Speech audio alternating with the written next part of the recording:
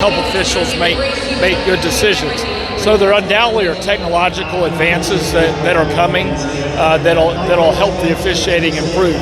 But it's always going to come down to human error, right? And there's occasionally going to be some of that. Has there been any type of hesitancy to adopt some of that technology, whether it's AI, whether it's enhancing that replay review system that really helps out a lot this year?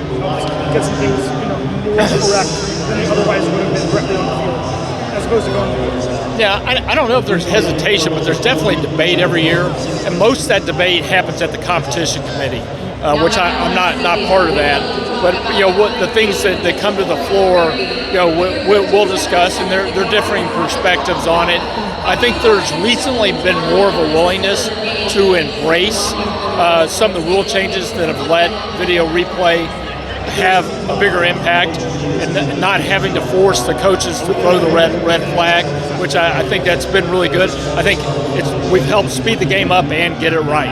Well, Mr. Hunt, you're back here in New Orleans. The first Super Bowl that the Chiefs win were here in New Orleans, and it was a very important game for the history of the NFL, for the history of the AFL.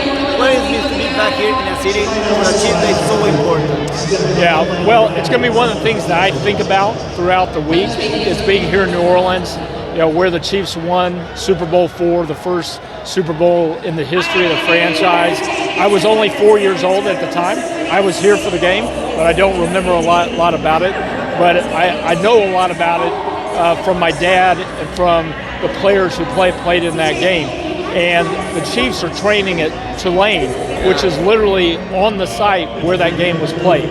And that's going to be very special for me and for the organization all week. And I'm going to think a lot about my mom and dad. Yeah, when I saw that you were training there on the site, it must be really special for your family, right? Yeah, 100%. I'm looking forward to going there later this week. I've actually never been there because that stadium was torn down a long time ago when the Superdome was built. So it's going to be very special for us. I know people talk about the importance of Super Bowl III, but for many people, the really important one was Super Bowl IV. Yeah, absolutely. So in Super Bowl III, the old American Football League finally won its first Super Bowl. The Green Bay Packers had won Super Bowl I and II, and there was this feeling that the NFC was superior to the AFC. By the time we get to Super Bowl IV, it was the last game that was played before the two leagues were fully merged. And I remember my dad saying how important it was for the Chiefs to win that game and for the series to end up at 2-2.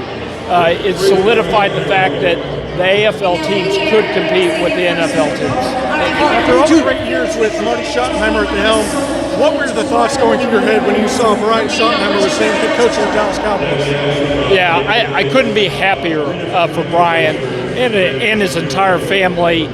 He's somebody that I knew as a young man and respected he and his family so much. I think he was deserving of the opportunity to be a head coach, and I know he'll do a great job leading the Cowboys. What do you think your dad is saying right now, looking down on this as you guys are going for a three-peat? Well, I think he'd be pretty excited about this era of Chiefs football. A lot of people thought my dad wasn't very competitive, but that wasn't the truth. He was ultra competitive, and so he would love this era of success that the team has had. Thank you so much, Clark. Thank you. Hey, Clark, what did you learn from your family about building an NFL championship team? Well, the first lesson that my dad taught me was it's all about the fans. And if you think about the fans and making sure that they're having a great experience, then you've got a chance of being successful. And it's something that I share with the team every year at training camp. I tell them, look, you don't play for the Kansas City Chiefs. You don't play for the Hunt family. You play for the Chiefs Kingdom because they're the ones that really pay your paycheck. And so that's where it starts. My dad was also a big believer in having great facilities, great stadiums.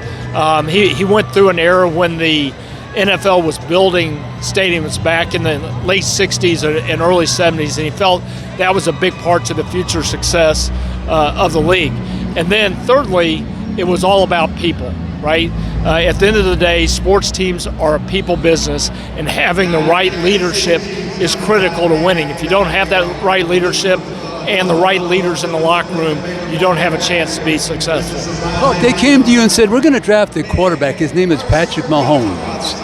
So what did you ask them to make them to believe that, yes, that's the person we should select, or give them the approval for that selection? Yeah. So Brett Veach, who's our general manager now, was running our college scouting, and he'd become very excited about Patrick. He'd been studying him for a couple years. He was putting tapes on Andy Reid's desk saying, hey, you ought to look at this quarterback.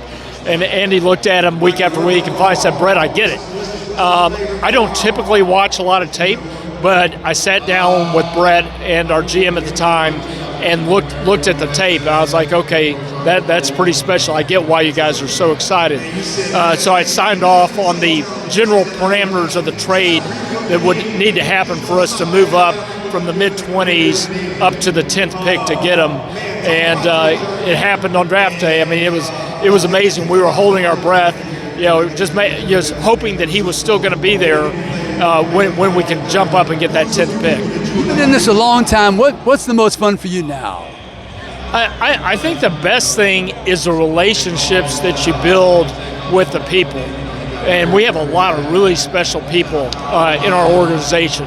Starts with our leadership team, Mark Donovan, our president, Brett Veach, our general manager, Andy Reid, our head coach. But Andy's entire coaching staff is outstanding. And then on the team, we have so many special individuals. And just getting to know them a little bit over the years has been really fun for me. One more question. What led you to Andy Reid in that decision? So in 2012, Chiefs had a really hard year. We won 2 games, and we just reached a conclusion that we needed to make a change at the head coaching position. We also made a decision to change the organizational structure of the team. Historically, my dad had hired the general manager, and the general manager had hired the head coach. And having run the team for about 5 years with that structure, I decided that I wanted the relationship directly with the head coach. So I put the head coach and the GM on the same level, as well as the president. 3 different responsibilities, but they all 3 have to work together. And we have 3 of the best in the league who've been with us now for a long time, and they work really well together, and that's a big reason we have success. Thank you very much, Clark. Appreciate it.